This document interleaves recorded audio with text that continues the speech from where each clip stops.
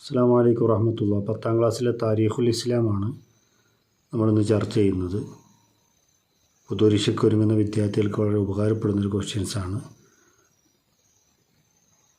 ഒന്നാമത്തെ ചോദ്യം, ഇന്ത്യയിൽ ഒന്നാമത്തെ ഇസ്ലാമിക ഭരണ കുടുംബം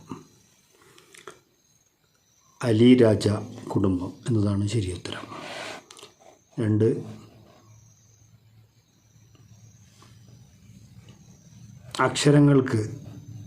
അറബി അക്ഷരങ്ങൾക്ക് പുള്ളിയിടുന്ന സമ്പ്രദായം തുടങ്ങിയത് ഹിജറ 20 ശേഷം, ഹിജറ 60 ശേഷം, ഹിജറ 30 ശേഷം. രണ്ടാമത്തെ ഓപ്ഷനാണ് ശരിയുത്തരം, ഹിജറ 60 ശേഷം. അസീദ് അഹമ്മദ് ജലാലുദ്ദീൻ ബുഖാരി റളിയല്ലാഹു അൻഹു വലപ്പട്ടണത്തെത്തി ഹിജറ 800 എന്നാണ് ശരിയുത്തരം.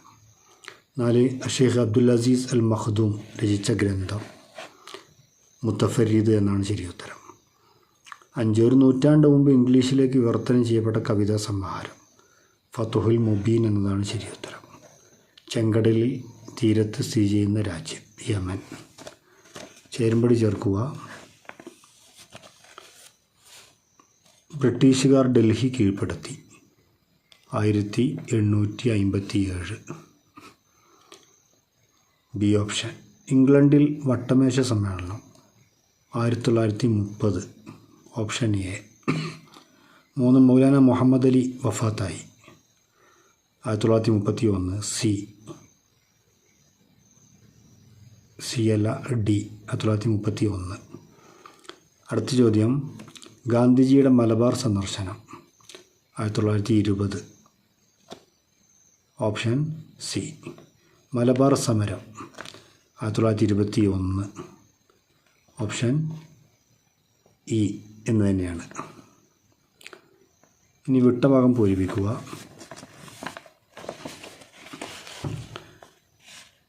കേരള മുസ്ലിങ്ങൾ വിശ്വാസപരമായി അശ്അരി ത്വരീഖത്തുകാരാണ്. ചേരമാൻ പെരുമാളിൻ്റെ ഖബർ ഷഹറിൽ സ്ഥിതി ചെയ്യുന്നു. 3, ഒന്നാം ലോക മഹായുദ്ധത്തിൽ ബ്രിട്ടീഷുകാർ തുർക്കി അധീനപ്പെടുത്തിയതോടെ ഖിലാഫത്ത് അവസാനിച്ചു. 4, ഗാന്ധിജിയും ഷൗക്കത്ത് അലിയും മലബാർ സന്ദർശിച്ചതോടെ ഖിലാഫത്ത് നിസ്സഹകരണ പ്രസ്ഥാനം കേരളത്തിൽ ശക്തി പ്രാപിച്ചു. ഇനി 5, മഖ്ദൂം സാനിയുടെ ജന്മനാടായ ചോമ്പാൽ ഗ്രാമത്തിൽ അദ്ദേഹം അന്ത്യവിശ്രമം കൊള്ളുന്നു.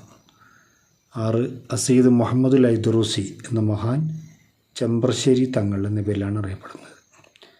ഒറ്റവാക്കിൽ ഉത്തരം എഴുതുക. കേരളത്തിൽ ആദ്യമായി അധിനിവേശം നടത്തിയത് ആര്? പോർച്ചുഗീസുകാർ. അടുത്ത ചോദ്യം, അവസാനത്തെ മുഗൾ ചക്രവർത്തി ആര്? ബഹദൂർ ഷാ. 3, സന ഹംസ് എന്ന ഫലകം കണ്ടെത്തിയത് എവിടെ? മാടായി പള്ളിയിൽ. 4, സമസ്ത കേരള ജമിയത്തുൽ ഉലമ രൂപീകരിച്ച വർഷം 1926. 5, മൗലാന മുഹമ്മദ് അലി ഉപരിപഠനം നടത്തിയത് എവിടെ? ഓക്സ്ഫോർഡ് യൂണിവേഴ്സിറ്റിയിൽ. 6, 1929 സമസ്ത പ്രസിദ്ധീകരിച്ച അറബി മലയാള സാഹിത്യം അൽ ബയാൻ.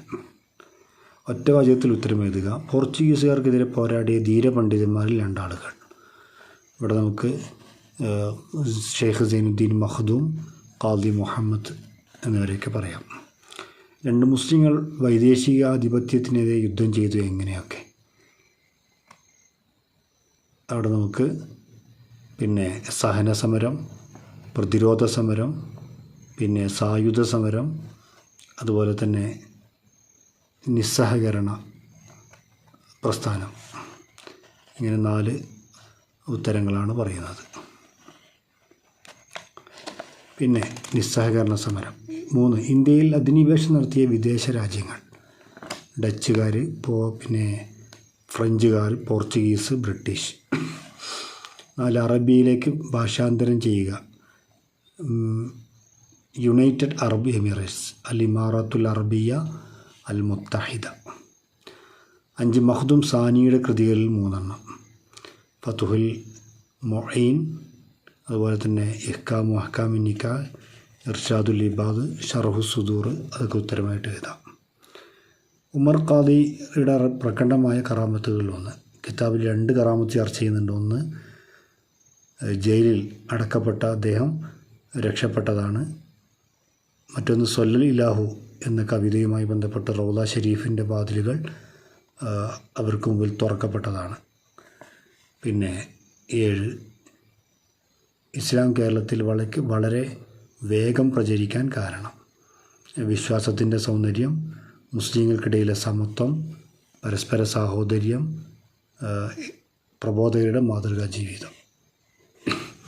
കുറിപ്പ് തയ്യാറാക്കുക. സമസ്ത കേരള ജമിയത്തുൽ ഉലമ 1921 സ്ഥാപിതമായി, 1926 സ്ഥാപിതമായി. അതിൻ്റെ പശ്ചാത്തലം 21 ബ്രിട്ടീഷുകാർ മലബാർ കലാപം നടത്തിയപ്പോൾ സാമ്പത്തികമായും വൈജ്ഞാനികമായും ഒക്കെ പിറകോട്ട് പോയ ഒരു സാഹചര്യം മുതലെടുത്തുകൊണ്ട് ഇവിടെ ഐക്യസംഘം വളർന്നു വന്നു. അവർ മുസ്ലിങ്ങൾക്കിടയിൽ ഭിന്നതയുണ്ടാക്കി. ഈ സാഹചര്യത്തിലാണ് സമസ്ത കേരള ജമിയത്തുൽ ഉലമ 1926 രൂപീകൃതമായത്. പിന്നെ സമസ്ത കേരള ജമിയത്തുൽ ഉലമയുടെ വിവിധങ്ങളായ പ്രവർത്തനങ്ങൾ, അതിൽ വരക്കൽ മുല്ലക്കോയ തങ്ങളായത്ത് പ്രസിഡന്റ്, അതുപോലെ പാങ്ങിൽ അഹമ്മദ് കുട്ടി മുസ്ലിയായത്ത് സെക്രട്ടറി, ഇതൊക്കെ എഴുതാം. ചേരമാൻ പെരുമാളിൻ്റെ ഇസ്ലാം സ്വീകരണം, അത് നമുക്ക് ചന്ദ്രൻ പിളർന്നതുമായി ബന്ധപ്പെട്ടുകൊണ്ട്